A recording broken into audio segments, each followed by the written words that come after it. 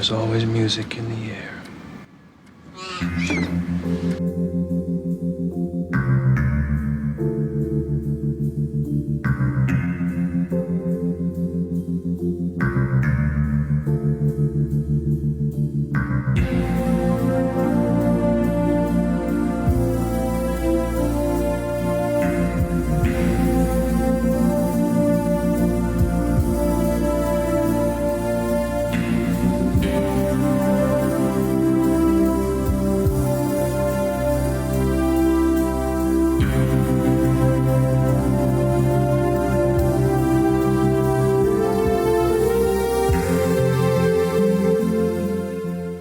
Welcome to Chats, a television podcast, Season 12, PeaksChatz. My name is Michel, and I told them to mind the store, not open their own franchise.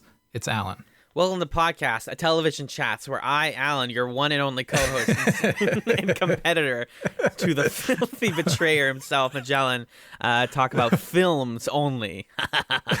My show is right around the corner. Come visit it over here. Yeah, we're behind the dumpster, behind the McDonald's. Behind the Popeyes. It's great over here. I love it. Hi, Magellan. Hi. We're not alone today, if you can believe it. This week, Alan, we're joined by a couple special guests on this show where we watch Twin Peaks 2 episodes a week. There are two of the hosts from Fullmetal Analysts, Michel and Spouse. Just kidding.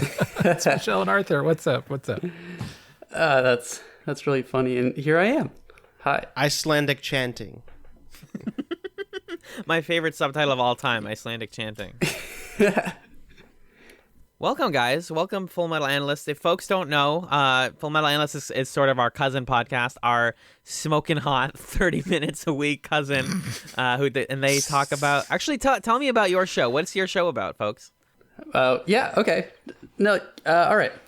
Yeah, we're a show where we watch the anime Fullmetal Alchemist Brotherhood episode by episode. It's kind of a similar setup to what we got going on here, but we got three guys, and our episodes are like half as long.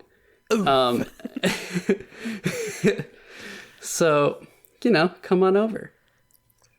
You can listen to it by sending us a piece of mail with an address, and we'll make the connection for you. We'll send you back a tape for you to listen to.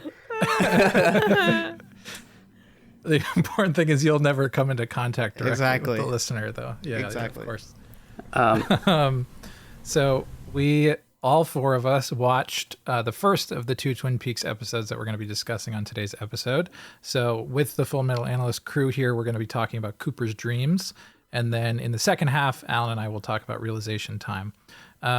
Cooper's Dreams is episode 5. The sixth one we're talking about. Anyway, you've figured that out by this point. It was directed by Leslie Linka Glatter, written by Mark Frost. It aired on May 10th, 1990. Alan, what happened in Cooper's Dreams? Magellan, I'm glad you asked. In this episode, Cooper and company have tea with the log lady, who tells them that there was a third man following after Leo and Jacques the night Laura died. Meanwhile, at Jacques Renault's cabin, Cooper, Hawk, and Truman find Waldo the bird. Oh my gosh, Waldo the bird. So yeah, maybe we could just start with Michel and Arthur. If you could both talk to us about your own relationship with Twin Peaks. How much of it have you seen? Why did you want to talk about it? That kind of stuff.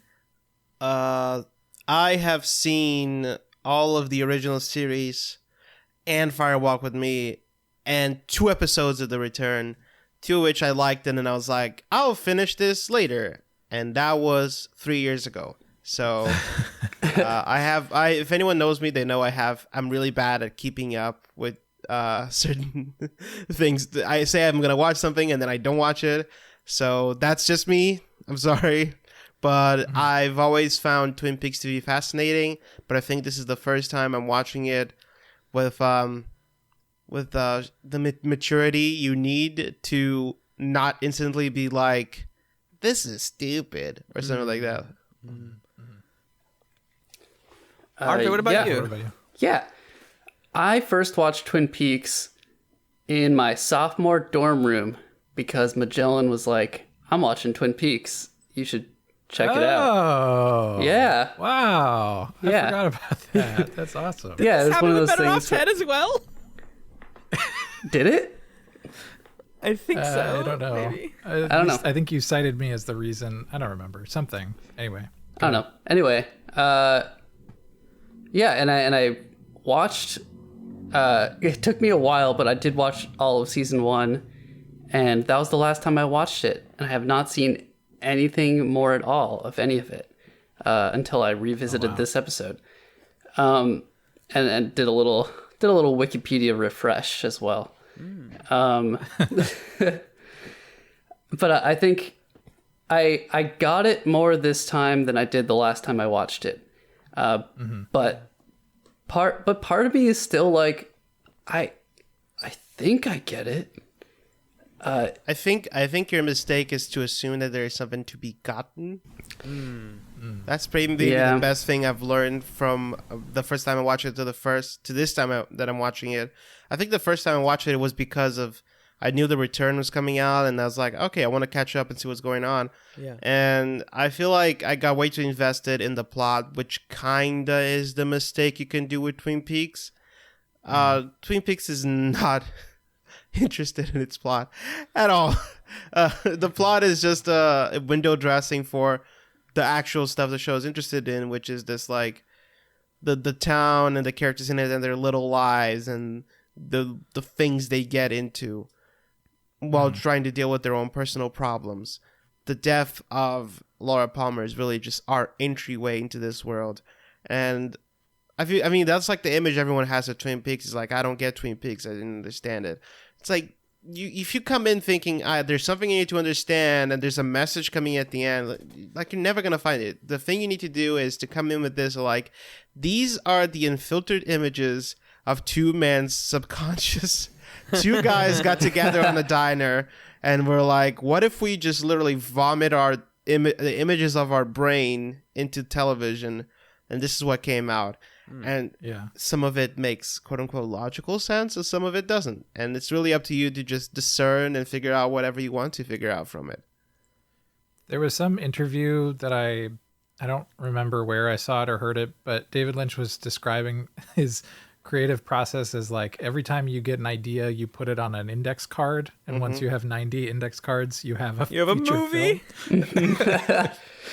And well, that's really what's going on here. But that totally makes sense because I did a little bit of research, very, very, very, very brief research. I bought a book that I didn't get to read fully on it called An Oral History of Twin Peaks, and it's very clear that like Mark Frost came into this with the mind of like a television procedural writer. He worked on Hill Street Blues.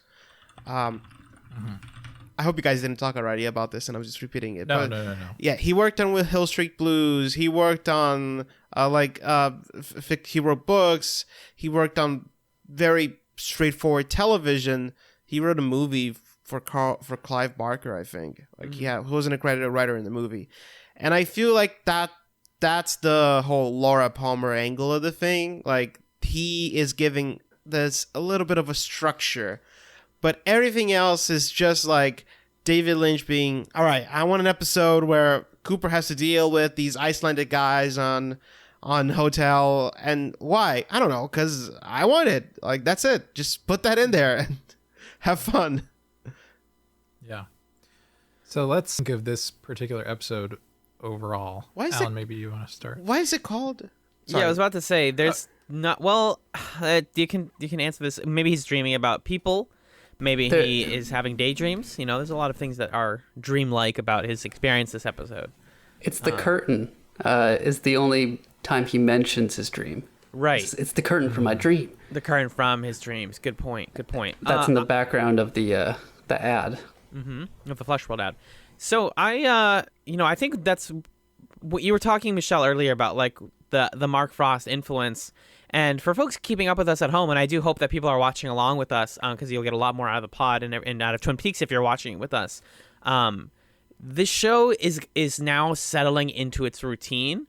Obviously, it's still escalating things, and we're literally about to finish the first season, so things are building to a head, but not in the way that, like, again, Twin Peaks is sold to people. I think it's just something you have to reckon with if you're actually watching this entire show.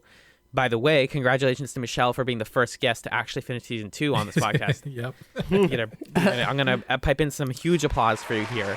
Wait, I think you better cut that applause because I'm pretty sure I skipped like 10 episodes of season 2. All right, cut that applause hard. Reverse the applause. Play it back. Sorry. Yeah, no, it's okay. It happened. I get it. I think the joke of it, the joke of that, of whether or not our guests have watched season 2 is funnier to me than whether or not anyone actually watched it, because we're gonna watch it together. It's gonna be great. But what I'm getting at is like this episode feels like completely bog standard Mark Frost procedural stuff. If you came to Twin Peaks for supernatural intrigue and mystery solving, you're not going to get it here, and you're not going to get it for a while. So I think that this episode kind of serves as a checkpoint for like asking yourself the question, what are you actually interested in? What do you want to watch the show for? Because when I watched it the first time, I entirely like glossed over this whole plot line, with the One-Eyed Jack stuff, because I was like, I just want to get back to the Laura murder, and I want the supernatural stuff. And now settling into it and understanding that like this is going to be it for a while, I found things to like. I mean, I really enjoyed Cooper this episode. He's always excellent, especially a tired, sleepy, grumpy Cooper is a side of him that we just haven't seen specifically for a while.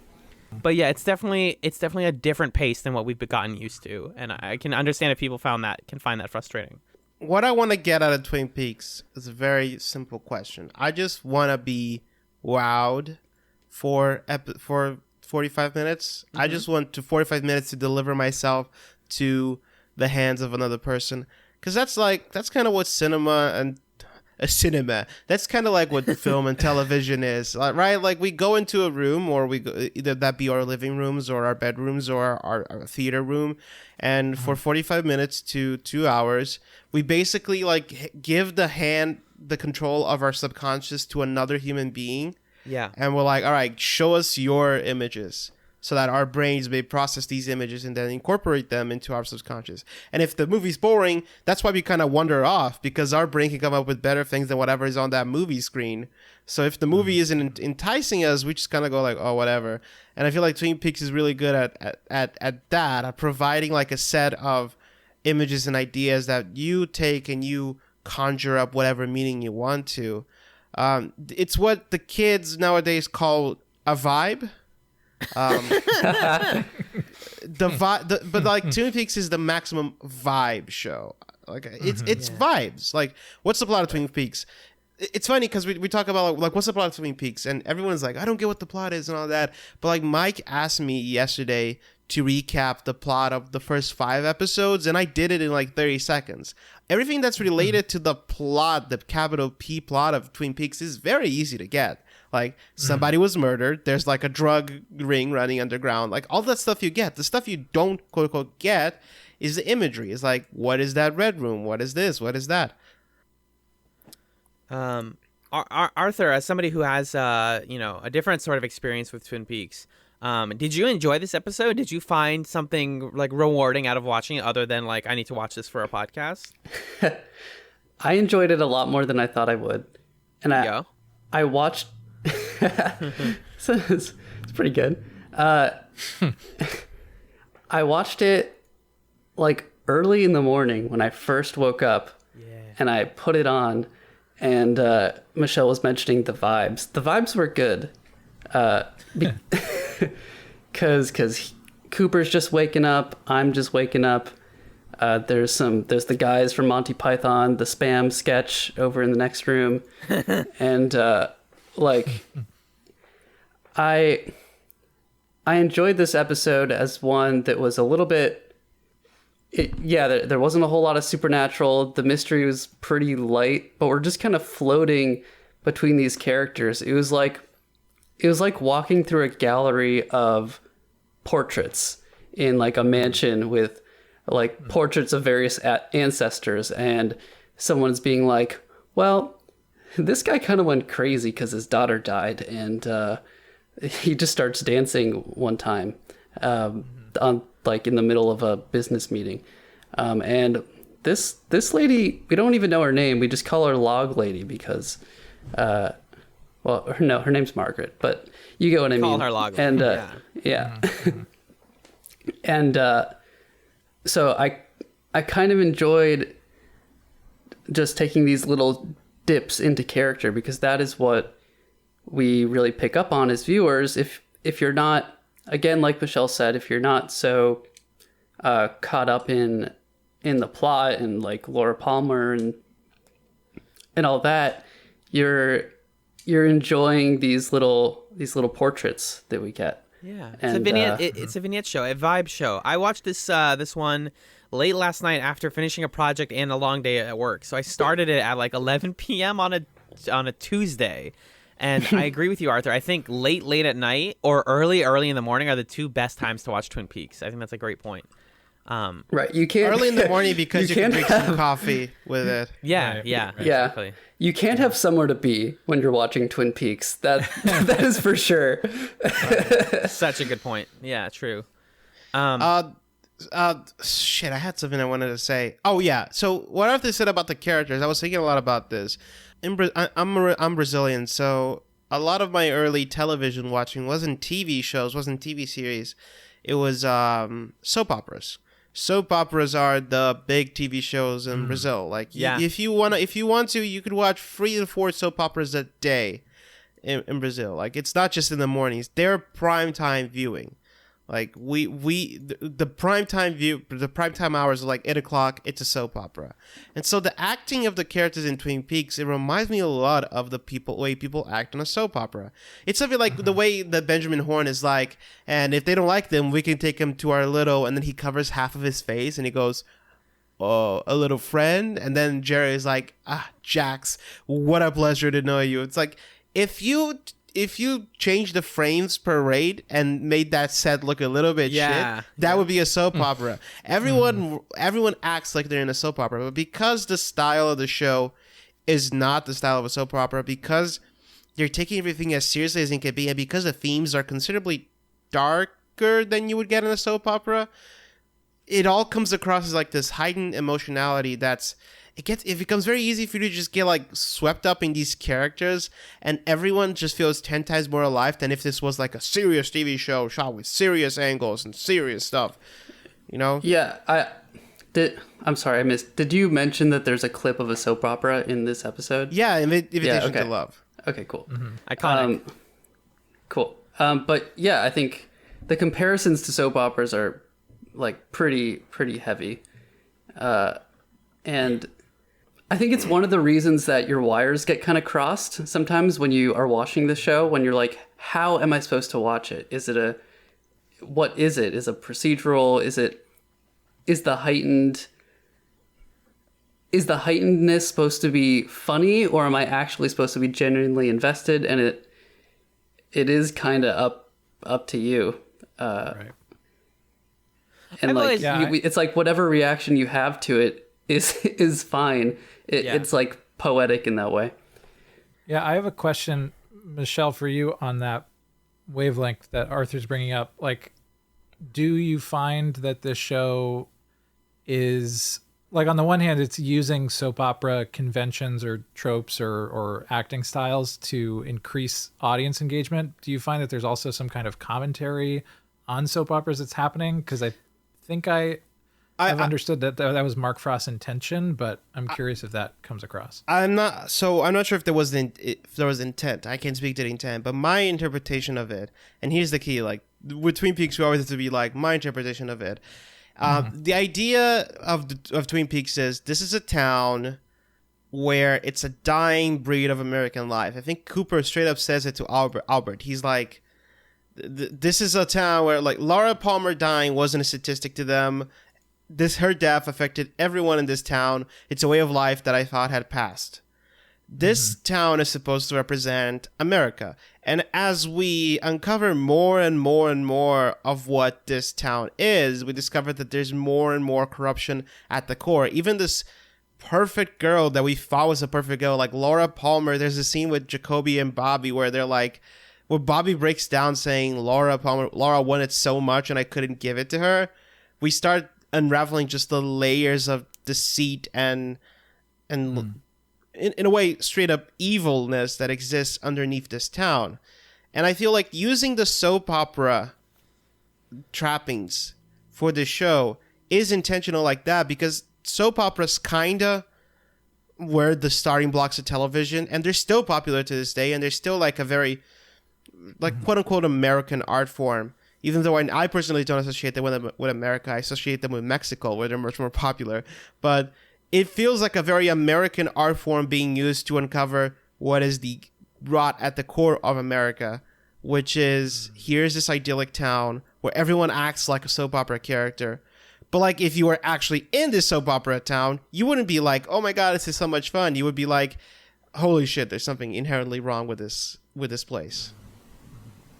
Like, how often does Bobby like talk crap about Invitation to Love, or talk crap about like the situation he's in? And it's like when John had pointed out in a previous episode, like Bobby is in one of the plot lines of Invitation to Love, straight up. The show knows that he's like Right. in this tryst or whatever that's happening twice in 2 different generations is exactly happening. Like the show is very much aware of that. Sorry, Arthur. No, that I was going to talk about Bobby. That's great. Yeah, Bobby, as George Lucas would say, Bobby is the key to all of this. No, but I honestly found myself, the first time I watched it, I could not give 2 shits about Bobby and James. Like, first of all, I think James Hurley has one face and nothing else. So I feel like, I don't know if that was he did a little better in this episode. Yeah, but I don't know if that was a choice by the actor, but like James Hurley, he's always making 2 faces. He looks constipated, and that's the face he always makes. He looks like he's trying to pass gas, but he can't, and that's the face he makes for everything. And Bobby Briggs is like, it's like if somebody showed somebody else one of the bullies from The Simpsons, and was like, just act like this. Like this, that's what Bobby Briggs is. But that scene where Jacoby was like, all right, Bobby, sit down. Let's actually talk about your feelings and what you're going through. And he starts crying. And I have just a clip of the very beginning of their interaction. It's like a family counseling thing, and Jacoby tells the parents to leave the room. And then this is Jacoby's style of counseling. Bobby, what happened the first time that you and Laura made love? What the hell kind of question is that? Bobby, did you cry? Did I what? And then what did Laura do? Did she laugh at you? And that sets the tenor of that interaction. But sorry, Michelle, go ahead. No, but that's it. Like, that's the key. Like, in what world would you see? In what world do you? If you were writing like a normal TV show, quote unquote, a normal TV show, you wouldn't have the jock cool guy character, and then have him go to therapy and talk about how the first time he had sex, his girlfriend laughed at him. Like, It's this deconstruction of the image that the character is putting out there, and it's an image that was in a way informed and created by soap operas. Jacoby, the therapist, I think, is the most Lynchian character because he really talks with the cadence of Lynch. I feel like if you see Lynch in interviews, he'll be like, "Did you cry? Yeah, did you cry? Did you?" Now look at me, Bobby, and look at me and answer me straight. When you had sex, Bobby, did you cry? Like there's a little yeah, exactly. I actually have a clip of David Lynch saying the word "cry" that we can compare to. Yeah. Cry for me. Crawl on the floor and cry like a little baby. Can you do that, Alden? Can you cry out like a little baby for the film? It would be so beautiful. Crawl over there and crawl around and cry like a baby. Exactly. Exactly. And Magellan and I have a. No, sorry. Go ahead. No. I just say I love that clip because. Go ahead. I'll say it after. Magellan and I have another clip we shared with each other once where he's talking with someone about their dog, and he's like, you have a little dog, don't you? A little cute little dog? Like, it's I cannot. And that's the way do he it, sincerely but it's says that. That's the way he says it. Right. Like, that's It's not like, him being you have weird. a cute little puppy, do you? Yes. Yeah. Is He's just it like white? that. Is it cute?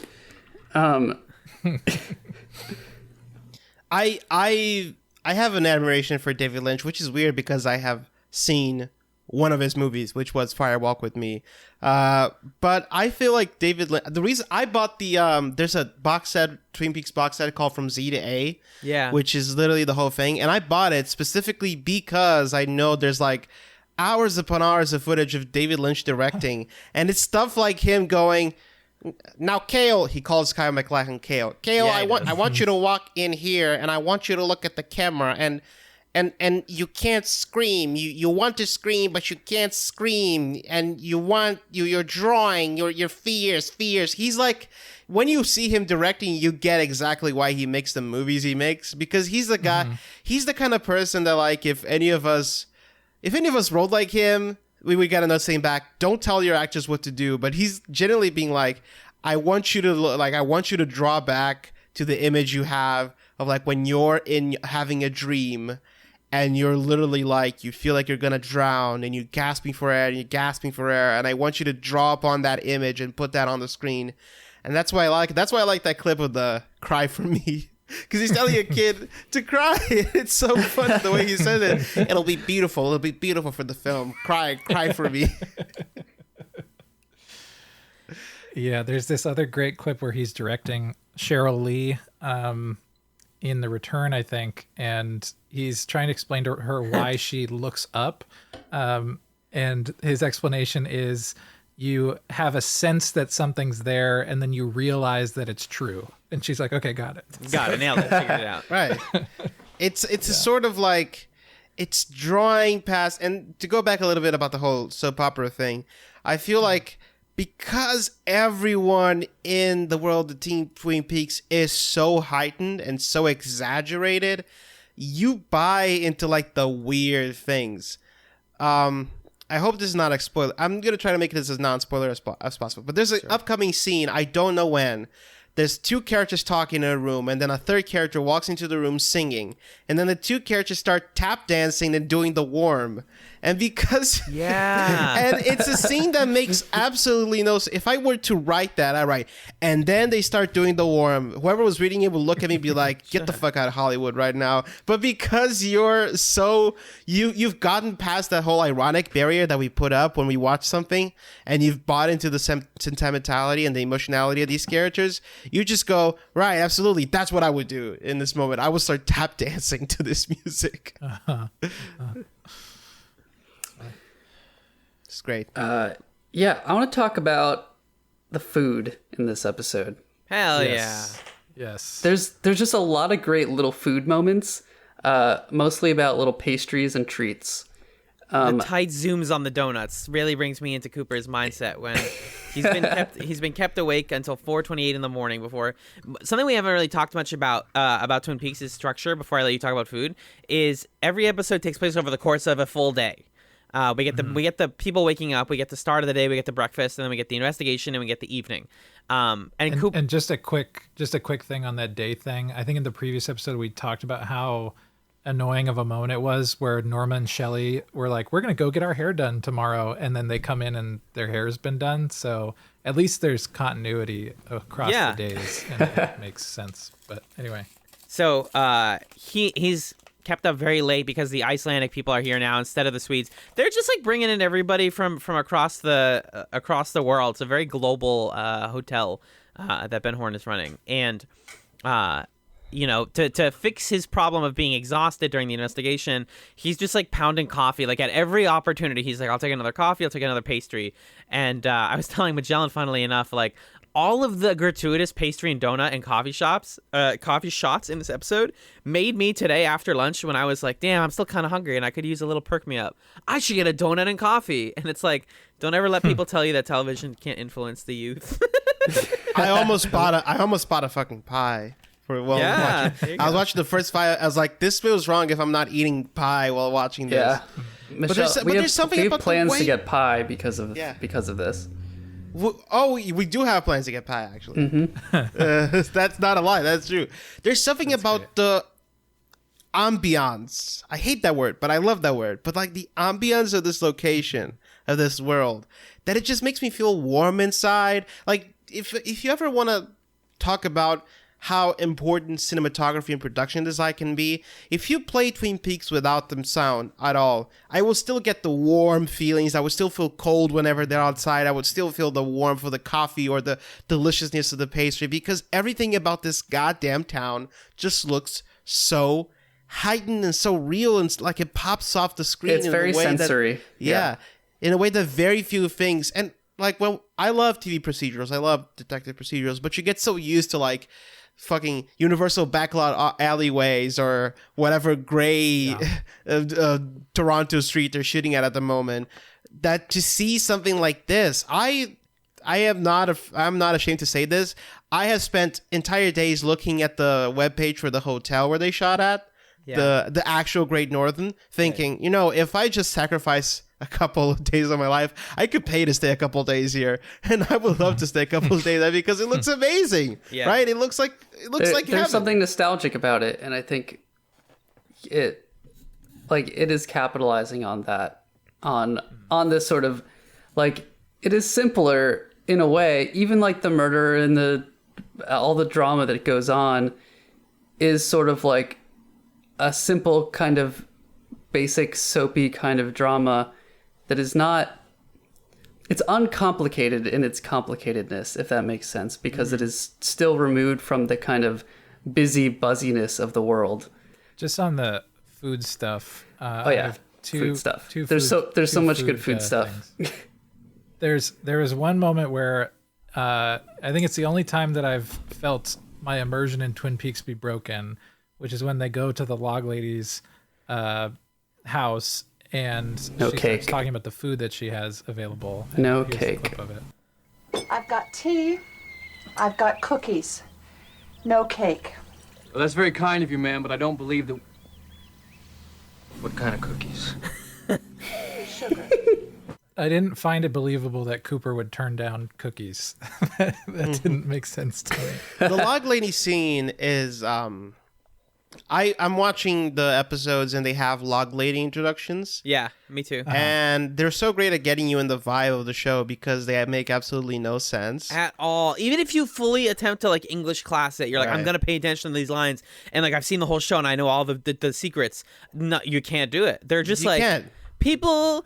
Like, what's the one for this episode? The one for this episode is, I play my part on live stage. I tell what I can to form the perfect answer, but that answer cannot come before all are ready to hear. So I tell what I can to form the perfect answer. Sometimes my anger at the fire is evident. Sometimes it is not anger really. It may appear as such, but could it be a clue?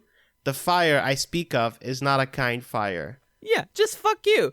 Don't read into that. There's nothing to read. Like, it's just cool. And like you said, it gets you in the vibe. Getting back to this being a vibe episode. It's a really chill time. And the log it gets you in the it gets you in the vibe, and it kind of clues your brain into the idea that like it's kind of telling your brain like you got to take a back seat now. Just step back. Just step back for a moment, otherwise you're just gonna go insane. The one part of that actually shows up in the episode is she does mention fire, and she says something like, fire is the devil hiding like a coward in the smoke, or something like that. I think she says that she says that in the episode, and about the burning the mill. That could be related to burning the mill. I mean, who knows, but it just is like, oh, so you're saying fire is a symbol of evil. Got it. Okay. Very deep. Very, very good. Like when they do try to make the log lady stuff mean something, it's very basic, I feel like. And I feel like it's just random. I feel like at this moment, I know a lot of people who hate Twin Peaks because of the reasons we outlined, because they're like, it doesn't make any sense. You can't, and I feel like that's a very popular opinion to have. The whole like, it doesn't make any sense. It doesn't make any sense. It's just like the idea that David Lynch just walked into a room and farted, and it's like, here, my fart, and you all will say I'm a genius. And like, if only the world could see that this means nothing and it's absolutely insane. And to these people, I have an olive branch to offer. If you don't like this and you don't think it makes sense, you don't have to like it. Like, that's the thing. You don't have to, just because we're like, you need to turn off your brain to like it. If you hear that and you go, I don't want to turn off my brain, that's totally fine. Like, it's not bad that you don't get Twin Peaks or that you don't like Twin Peaks or that you don't vibe with Twin Peaks. It's a fucking TV show. Like, it's not the Bible. It's not the answer to life, the universe, of everything. It's just a TV show. So, like, whatever, man. Just chill. It's a log lady. It's a lady with a log. Just chill. Have a sugar cookie. Have a sugar cookie. Yeah, it is Have kind a of coffee and a pie. It is kind of her being like, come to my space and like listen to what I have to tell you. This is important and meaningful. But like, and then just enjoy your cookies and coffee at the same time. Like so much, like you were saying, Arthur, about the food. Like so much of the important scenes in this series are also accompanied with food. I mean, even when Maddie's in the restaurant with James and Donna, they make a point to be like, "Would you like anything?" And she's like, "I'd like a cherry Coke." Which, by the way, she doesn't drink. She leaves in like 5 minutes and doesn't drink it. And I was very bummed out. That's a waste. Yeah, Huge but waste. I think it goes to the point of the show being very sensory, and it's those sensory memories that really make an impression on your memory on a deeper level. Like, you know how like you smell something that brings a memory, or you watch like an old movie. Like when I watch The Aristocats, that is such a sensory movie. Like when they pour the milk, like I remember them pouring the milk for the cats in that movie more than like anything else in that movie, because just like the texture of how they drew it was so like you could feel it. So I think adding these food items to these scenes, they add that little bit of juice to it where you can feel it a little more. And while I'm talking about food, I want to talk about my favorite food moment, which is... I have a clip of it. You do?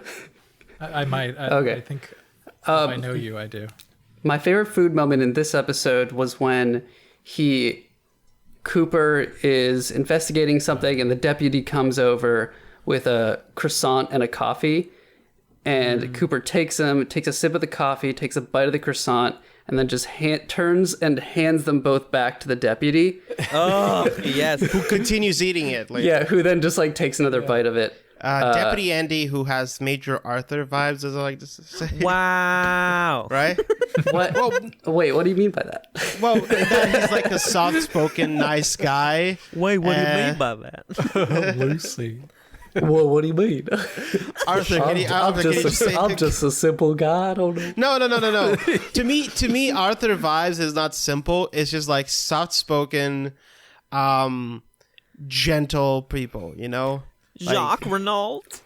I'll take the second bite of your croissant. I'm that kind of guy.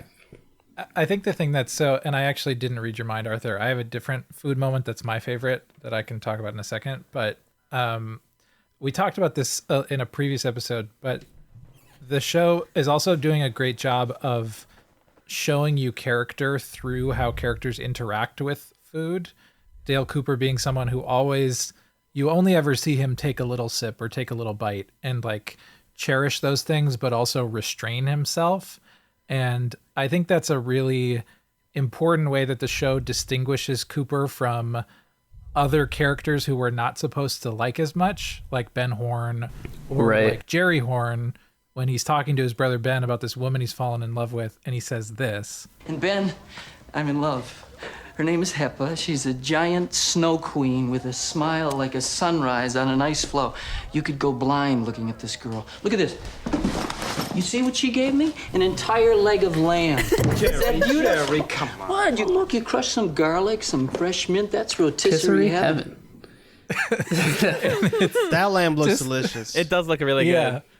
Yeah. But just Jerry Horn's like indulgence in food and the fact that he's carrying around this big hunk of lamb meat says so much about him in contrast with other characters and how they interact with food. That's very true. Like, it's a town governed by id, kinda, and Cooper is is more restrained, which I think gross, but like leads us back to Audrey, who he finds in his bed later, and like, spoiler alert, he doesn't fuck Audrey. What is going on with Audrey, by the way? But can I just very quickly play the interaction between Cooper and Audrey at the beginning of the episode, because it's the worst. Well, Wednesdays were traditionally a school day when I was your age. I can't believe you were ever my age. I've got the pictures to prove it. How old are you? 18. We'll see you later, Audrey. See you later. Ugh. Now, Cooper, that's bait. That's bait, Cooper. Jail bait. That's obvious bait. Come on.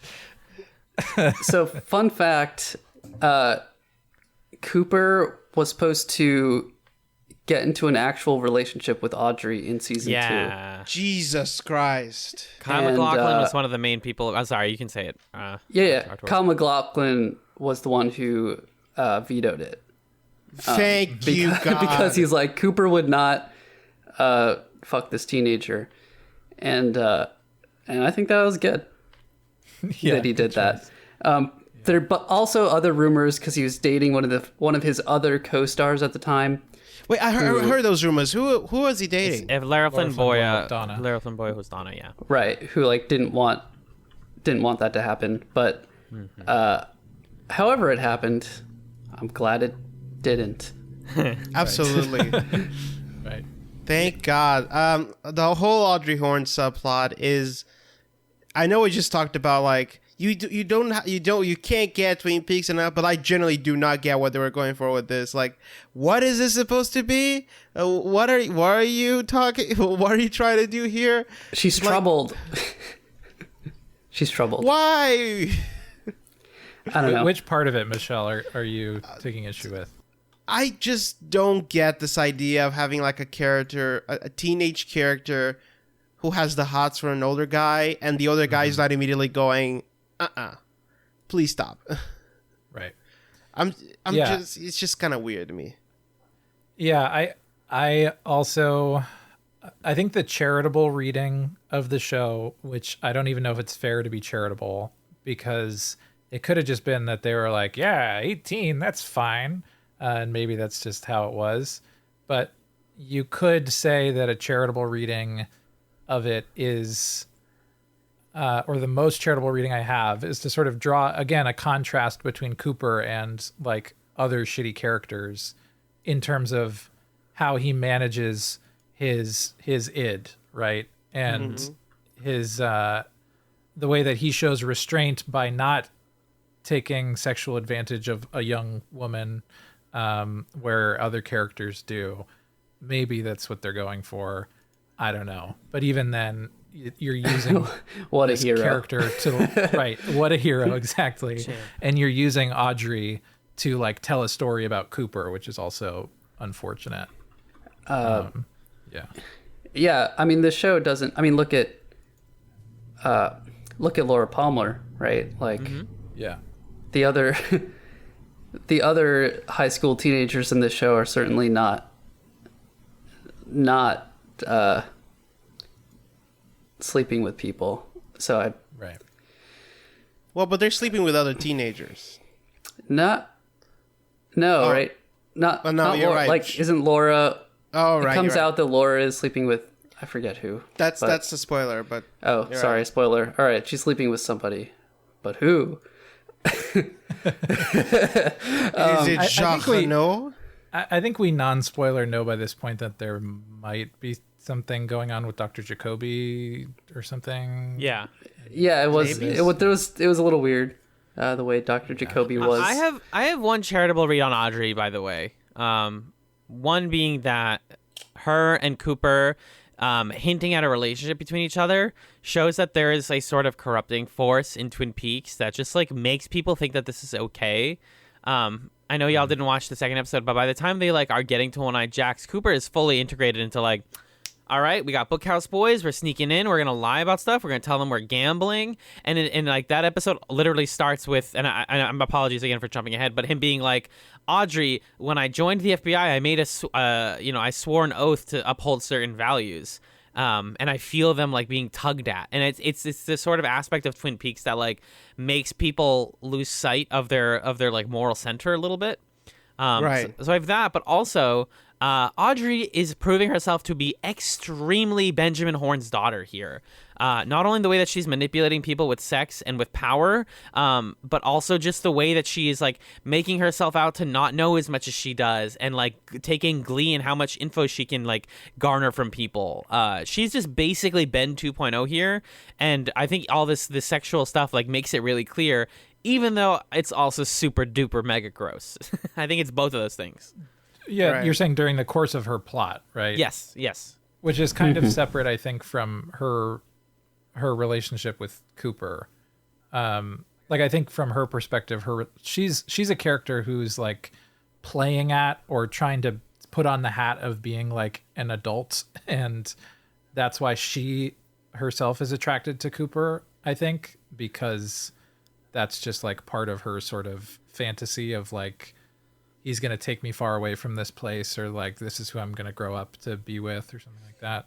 But yeah, certainly she's in her own attempt to like solve the mystery on her time.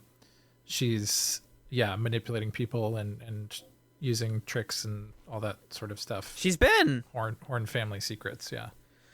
She's doing it for good. She's like, Ben Horn is a bad guy. Yeah. The methods are similar though. Yeah. But yeah, let's talk about the scene with the horns. The horn scene with Audrey spying through the wall. Yeah, so the reason that Audrey ends up in Cooper's room at the end of the episode, like, oh, Cooper, don't leave, I need someone to talk to, or whatever, and also I'm naked, by the way, is because she's spying on her father, and she observes Ben Horn talking in secret to Catherine Martell. Uh-oh, what's she going to overhear? It turns out she's going to overhear every plot point that both of them are involved We're going to summarize our whole plots. They're just going to list them all off real quick. Yeah. He's like, by the way, we're going to burn down that mill, right? Oh, yeah. Can't we just burn it down now? No, I'm going to hire a guy to do it. down. Don't worry. But she slaps him a bunch, and then they make out. Right. Because Catherine learns that he's been going to One-Eyed Jack's. And right. She's not so crazy about that. Who would be, Right. It's basically the show yelling at its characters, "Get real." You mean, are you trying to say? Get real. Yes. Thank you. That's what I meant. That's from the classic amazing video David Lynch on iPhone. Oh yeah, a fucking Which I have- telephone classic. If you think you're watching a movie on a phone, you're fucking lying to yourself. There's such power whenever David Lynch drops an F-bomb. Yeah. Yeah. Because he kind of reminds you of your uncle who just sits watching TV and talks about like the war, and then when he drops an F-bomb, you're like, whoa, I didn't know you could do that. We can briefly sweep the soap opera-y stuff under one conversation, I think, here. So we have Bobby and Jacoby, which we mostly talked about. Bobby is being brought to family therapy by his parents, and they are left outside. And then Jacoby, clearly the worst therapist literally ever, being like, let me, instead of like this is technically a severe form of cognitive therapy, but it borders into the illegal, to like make your client this anxious and to like. He's clearly just doing it to gather information. Yes, right? it's not Like, therapy. That's what he's doing. Yeah. Yeah. It's an interrogation, and it cracks Bobby in half. And we're starting to see Bobby become more like sensitive and self-aware a little bit. I think he's like approaching a sort of self-actualization that his father was asking about before the funeral. It's like, I wish we understood each other better and we could like meet halfway. He's still going through a lot and he's still struggling, but this is the first time he's vocalized the fact that like his relationship with Laura was highly toxic, and she made him do a lot of stuff. He says here that she made him sell drugs so that she could have them. So we're getting a much more dark portrait of Laura Palmer than we have had so far. Bobby's dad, who's also Scully's dad from the X-Files. No kidding! Oh my god, I can't believe I didn't make that connection. And that's all I know. Right. That's all I know about that guy. I know that's literally all I know about that actor. Great. Totally right. That rules. That's fine. Insane, right? Mm-hmm. Cool. We have the sort of Hank, Leo, Shelley nonsense. I saw them at John wrote Hanky. There's this scene where Norma and Ed are like, we can't see each other anymore. And when I was watching it, I was like, am I just watching a soap opera? Like an actual, because they're like, basically, everyone else gets to have what they want in life. And like, we're getting old now. And we never get to have what we want, which is each other. I love you. Never talk to me again. And like it's a sweet scene, but it just felt so like normal. I don't know. I thought it was strange. I think that's once again though the Mark Frost just being like, we're going to tell this story the way it makes sense. Like we don't need this doesn't need to be weird. Right. Can I tell you? Can I say something about a part of the show that I think is really important, and that people do pay attention to, but not as much as I think they should, and that's the music. Yeah. I think the entire history of, the entire story, themes, everything of Twin Peaks is contained in that one theme, which I think is Laura Palmer's theme. It is, yeah.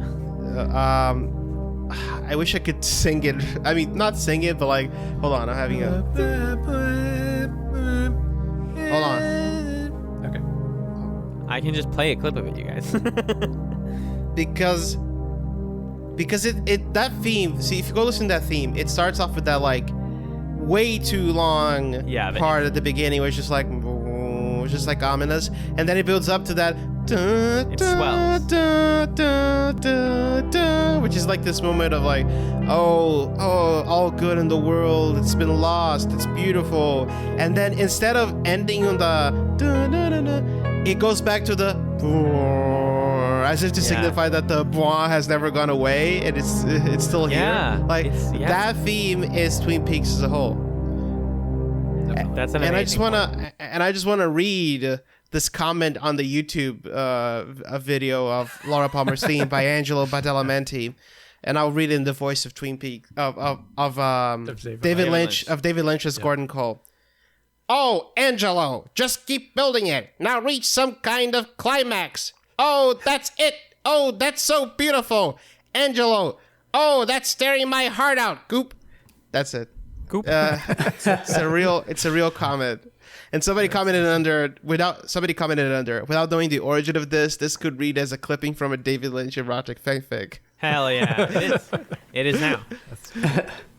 It's so great. But yeah, they use the theme song there. I think they use the theme song when it's Ed and Norma like having their emotional like reunion outside of the gas station, and between the theme song and Laura's theme, you had like most of the emotional beats of this episode.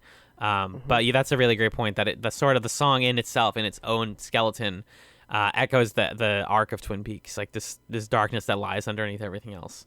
The other scene where I think we hear it is there's this kind of throwaway scene between James and Donna where James is just like, hey, I called you here so I could tell you my character backstory, just so that we all know what my backstory is. Yeah. And that scene's whatever, but there was a way that he said something in that scene that made me laugh really hard, and it was this. Donna, there's some things I gotta say. I told you that my dad died when I was 10. He didn't die. He was a musician. He didn't die. He was a musician.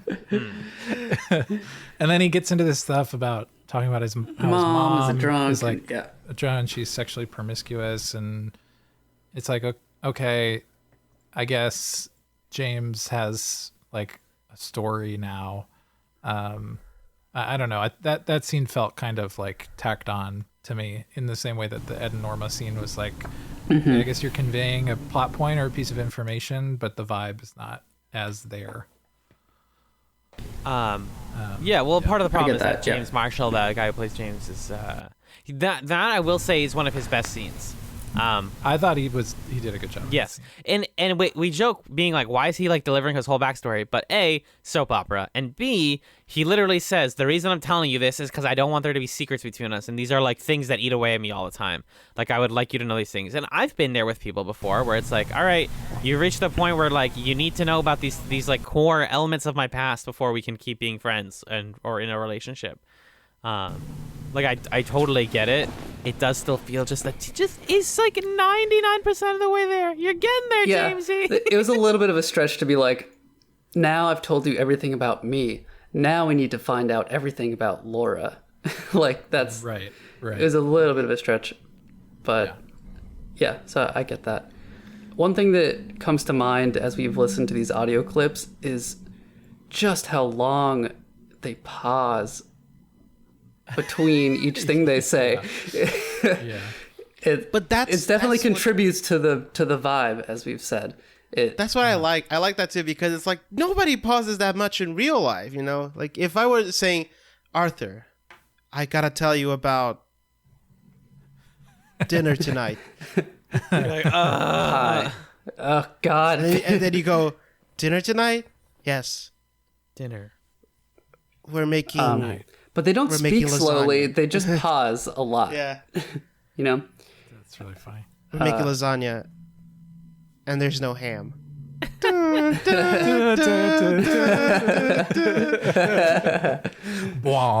Just Arthur cries. No ham.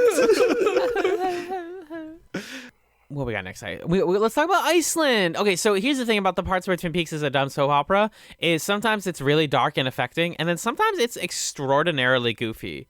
I love everything about Iceland. I love the clip earlier with Jerry and his big lamb and his girlfriend who doesn't actually clearly like him. It's the part where he's like, "Oh, she's so uncomfortable." She's so uncomfortable. He's like, "I want Heba. I'm gonna cook for you," and she's like, "Oh, yeah, I have that line. I loved it too." Do you realize the incredible potential that could result from our taking a mutual dip in each other's respective gene pools? Ew. Gross. Yucky. Heba, I want to cook for you. Ew. Yeah. Never trust somebody who tells you that they'll cook for you. And it's just gross. But this party scene was just very funny. Like when everyone's in the hotel. Obviously, Magellan, your intro for the analysts was in regards to Catherine Martell, introducing herself as Catherine Martell and husband. And Pete's just and spouse, excuse me. And Pete's like, hi. Like Pete, God bless Jack Nance. He's just in the corner like, hey, what's going on? I'm in the show too. I love Pete in this whole sequence because then the next thing that she says is she's like, I might get so drunk that I'll find you attractive. And he thinks that's funny. Like he kind of just laughs it off. My wife fucking almost hates as me. funny. It's almost as funny as the fish on the percolator. Not a bad Jack Nance. I do his best scene in the episode though. Magellan, I hope you clipped the Timberline line. Yeah, I have it right here. Now, let me get this straight. Your entire country is above the timberline? And this is like It's amongst... you didn't have to put so much sauce on it, Jack. Yeah, come on, Jack. This is amongst the scene where it's like, here's little snippets of everything at the party. And it's like, what's Pete up to? Well, he's asking the Icelanders about like what it means, why your country's over the timberline. Like, that's interesting to him. But yeah. It's like me going, now, Alan, let me get this straight. Yeah. Your podcast is about television? It's just like the amusement with which he says it is just like, yeah, yes. The funny thing is, like, what does the person from Iceland even say to that? Like, yeah, it is. Okay, that's the conversation. Like, it's not. This is how small talk at my work goes sometimes too, where it's like, "How was your weekend?" Good. Okay. I've now accomplished my goal. But easily the most sort of wincy moment here, and I'm curious what you all thought about it, was the Leland dance scene. You can tell that Ben Horn is getting sick of this. Leland comes to him and Jerry earlier in the episode when they're talking. Some great hands acting from those two actors, Ben and Jerry, as they're like, get him out of here without actually saying it. They're kind of gesturing like, get him the F out of here while we talk.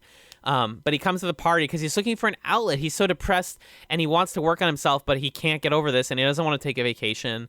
So he's like, let me just go to your party. Let me help you do work. And he comes to this party and the devil himself came down and said, it's time for Leland to be sad. And someone like pulls the record and switches it with some like dance jazz music. And of course, Leland is like, it's my time. He starts crying and dancing and somebody dancing. It's like, Ben's like, oh, for the love of Christ, please, Catherine, go take care of your mans, please. And this prompts one of the most bizarre Leland dances of the series because Catherine begins to dance with him in an attempt to make everybody think that things are normal. Again, Twin Peaks, pretending things are normal. And he starts putting his head in his hands. And he's just like stressed and freaking out. And Catherine mimics him in this bizarre way that looks like it's a dance. And you start seeing all the extras doing it. Everyone starts doing it. People from Iceland are doing it. And then even Ben is like, yeah, we all grab our heads like idiots. Like he looks so sick of this. Very funny, but also a really sad way to handle somebody coping, I think. Yeah, this being a show that on some level is about, portraying grief and looking at grief from a bunch of different angles and how people process it, and ultimately demonstrating how ill-equipped our society is to like handle grief in a healthy way. It's interesting to compare the different times where Leland has danced in public, because the last time we saw him dance in public, everybody just gave him a very wide berth and watched him break down in the middle of the dance floor. And when he asked people to dance with him, they flinched away. And then now you have this alternative where people are essentially doing the same thing by playing along with what he's doing. So I thought that just as a kind of like tone piece on grief to accompany the previous tone piece on grief, I found this really affecting. And I think when you add in Audrey, who's grieving about a whole different set of things, and like crying in the back, is right? she's seeing Leland suffering and empathizing with him and suffering herself. I think that makes the scene even more powerful. So this was my favorite like scene of the episode, just on the merit of that. Yeah, it's weird because like when we talk about season 2 being like rough or mixed, whatever, I've had people like in our Discord being like, "Oh, is there a skip list?" And like the frustrating thing with Twin Peaks sometimes is even in the dumbest episodes or the most like nothing episodes, in the case of this one, I guess, you still have these great moments, these great little snippets of tone, of theme, of world building that like are really valuable in the greater picture of what the series is about. So I don't think you can really skip this. As someone who followed the skip list, I don't recommend following a skip list. Yeah, it's not worth it. Because I finished season 2, and there's a character I didn't know anything about, and I was like, who is this amazing character? And to this day, I know nothing about him because I've skipped a lot of stuff. I'll bleep it out. Can you tell me who it is? It's Oh, God. Oh, God. Okay, great. Last major thing that I have to talk about before we take this bad boy home. We got the Logley stuff, we got the James stuff, we got the Iceland stuff. Ben and Josie, and then the Leland, the Leo stuff with Shelley. So Ben is now, reveals himself. Ben reveals himself to be playing both sides. He tells Catherine, like, we're not going to burn the sawmill just yet. We want to make sure that Josie has one more chance to sell it. It turns out that he's actually sleeping with Josie as well. Again, sex and business are the same thing to Ben Horn. We're reiterating what we already know. It's kind of interesting that he's playing both sides, though. What is his overall play? I think it's just to make everybody hate each other and to take over for himself. Like, I genuinely don't remember if it's more complicated than that. Yeah, I mean, we'll talk more. There's some development about it in the second episode, which we'll talk about. But I just thought this was kind of silly. Like, it's a twist for twist's sake. Because it doesn't really make that much sense that Ben Horn would be playing Catherine against Josie and then go play Josie against Catherine. Why would he have more or less to gain on either side of that? Because it's a soap opera, Magellan. Right, right, exactly. Because everyone is backstabbing each other. Well, in a way, that's more truthful than if somebody was like, I have a calculated plan. I mean, in life, most of backstabbings are just like, you got a plan to backstab everyone, including the people you are backstabbing, the people you're backstabbing with. Does that make sense? Yeah, and life is kind of like that. I tried tracking the logic of this plot for a minute in my head after watching the second one, and it's like, okay, Ben is working with Catherine to burn down Josie's mill, who she inherited from Andrew, who is married to Catherine, who's now married to Pete. No, brothers with Catherine. Or, sorry, brothers with Catherine, but she's who's married to Josie. Yes. Yeah. Point is, everybody's betraying everyone. And there's no end to it, except all of them either dying or, I don't know, just like somebody's going to come out on top of this. I find it deeply uninteresting, even though I do love Ben Horn. He's just a fun character to hate. Yeah.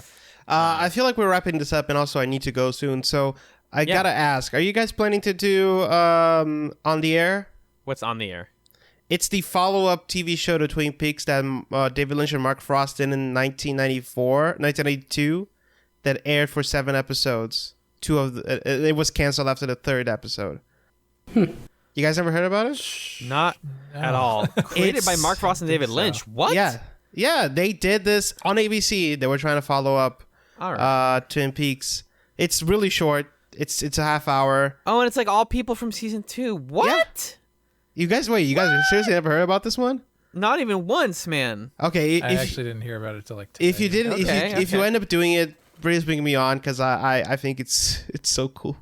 I'll take a look. We'll take a look. Yeah. It's like a look into a universe where after Twin Peaks they're like, let's keep doing TV shows. Yeah. And then ABC was like, fuck you. Speaking of, okay, I just want to please put this in the spoiler section because there's spoilers to it, but I just want to show you two. Welcome to the spoiler zone. A little bit of a fun context. So I don't know if you guys know, but the guy who was president of ABC at the time when Twin Peaks aired was the man called Bob Iger, who is more known today for essentially turning Disney into a juggernaut by buying Marvel and Star Wars.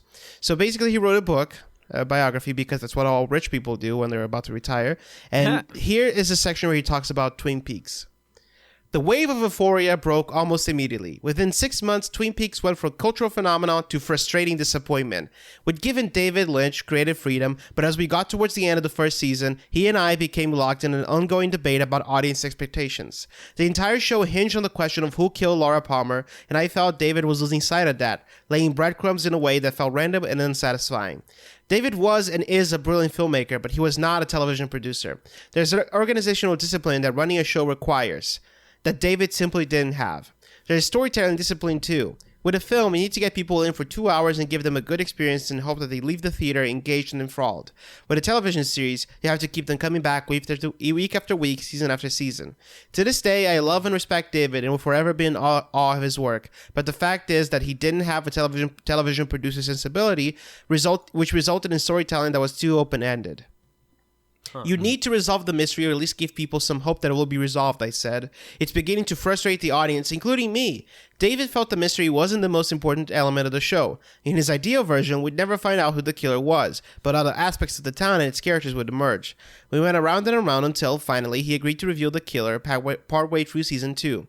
After that, the storytelling became a mess. There was no engine propelling the story after the mystery was resolved. Making matters worse, there wasn't enough discipline in the production process, which led to confusion and delays. It became obvious to me that David, as brilliant as he was, should not run the show, and I debated firing him and bringing in a group of experienced television showrunners to take it over. I concluded it was a no-win situation, and we would be vilified if we fired David Lynch. Instead, we moved Twin Peaks to Saturday night in part to take pressure off its need to perform, and when its ratings dropped precipitously, David blamed me publicly. I'd given it a death sentence, he said, first by pushing for resolution to the mystery, then by putting it on a night when nobody would watch it.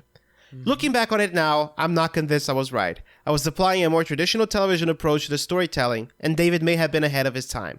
Deep down, I felt David was frustrating the audience, but it may well be that my demands for an answer to the question of who killed Laura Palmer threw the show into another kind of narrative disarray. David might have been right all along.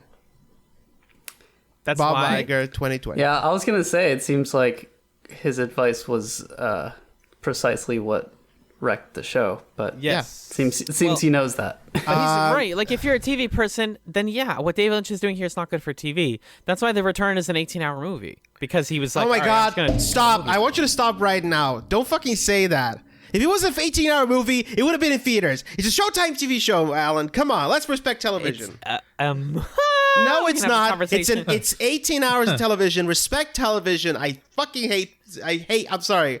We can have this conversation. I'd love to have this conversation in a few months, Michel. I despise people who say 18-hour movie. It's so... I don't despise people. I despise that. I hate that. I'm saying that he filmed it like that. Let's have this conversation another time. Let's have it. I'll talk to you off. Wait, so did he release it as an 18-hour movie? Is that what he did? Alan, did he do that? Michelle, I'm not prepared for this. We're an hour and 15 minutes into this recording, Michelle. I got really angry. Elaborate on that. No. Thank you. And that's the equivalent of the cane pulling us off to the side of the stage. Oh, God. Shelly shoots Leo with a gun. Leo's angry. He yells like a weird animal. He's like, Yeah, let's punt the Shelley Leo stuff to our second half. Gladly. And we can talk more about it there. Gladly. Sorry about that. I genuinely want to have this conversation with you. Please. I just can't do it right now. So I think kind of related, when David Lynch was writing The Return, I was working at a production company, and the rumor or the word of mouth was that nobody was allowed to see the scripts. Like, not even the actors got to see the full scripts, he kept it so close to the chest because he didn't want anyone messing with it. So I think probably that was his takeaway from the first season. He was like, no one, the condition of me doing this is that no one gets any input at all. Perfect. Right. You guys do know that he left the production of The Return. Yes, and then he came. Then the And then he people were came like, back. they're gonna release it with him not on it, and yeah, he came back. I was in the trenches, damn it. Michelle, Arthur, do you have any stray notes about this episode before we ask you to plug your stuff? I very much enjoyed this 45-minute short film. Oh my God, I'm gonna fight you. What? So where can folks listen to you both on the internet? Where can our listeners find you? Yeah, you can listen to our 30-minute audiobooks on finding it on Fullmetal Analysts on Michelle. Twitter or iTunes. What? Real. Yeah, we're called Fullmetal Analysts, and we go episode by episode on Fullmetal Alchemist Brotherhood. We have all sorts of cool guests like UFC fighters and historians talking about the history of alchemy and all sorts of cool stuff.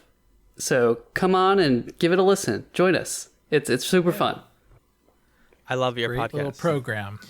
These guys will probably be back before we finish Brotherhood. So Yes, please. Please, yeah. we just Yeah, and wanna- come listen and- to Magellan and Alan on there. And one time Magellan where he pretends to be our third host, Mike. Last episode. Classic. And then usually at the end of our episodes, we have our chatsums, little recommendations of pieces of media or experiences that people could look into this week. Do you both have a chatsum to share? A movie or a show or a Yeah, podcast? I got a chatsum. anything?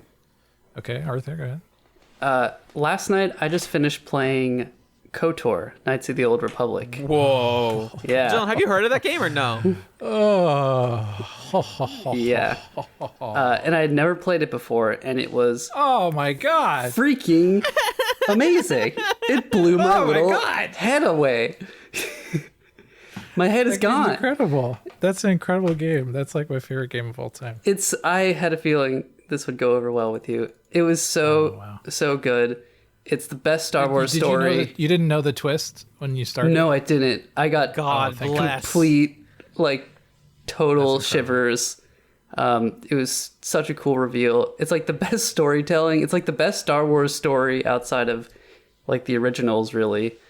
And it's like the influence it had on the lore of Star Wars in general is so huge and expansive, and it aged pretty well. Like the fact that it doesn't really have a combat system, that it's really just click, click, click, click, click, does very well for it now, because you don't have a very bad, clunky system to navigate through. You can just kind of let the combat Mass go. Effect.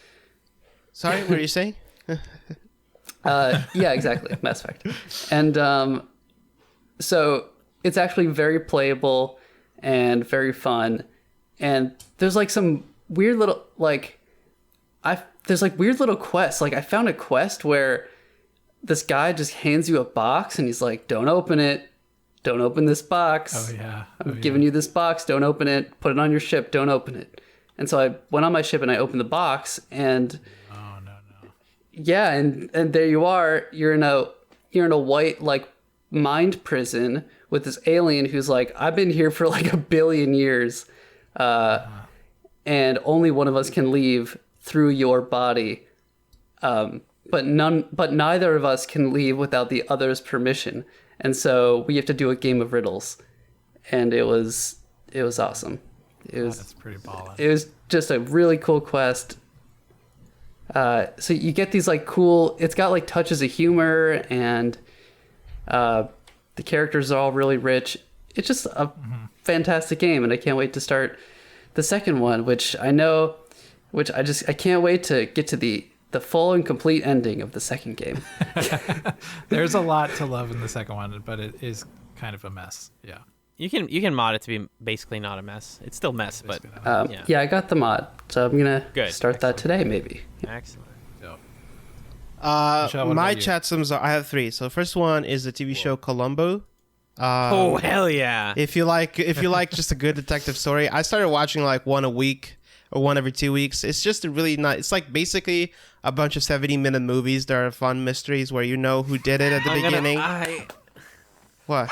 What? Nothing at all, Michelle. Nothing at all, my love. What? I like. Who doesn't love like a little baby? Who doesn't love Columbo? He's always like, now wait just a second, and then he like breaks into his mind. Wait just a minute.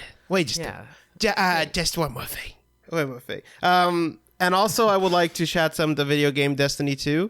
If you would like to join us, please. We have a clan. It's called the Bloodbags. Me and Arthur. We need more people to do raids and all that. Do be warned. You will, if you get into this game, you will lose track of your life. There's just no ifs and buts about it. It will take over your life.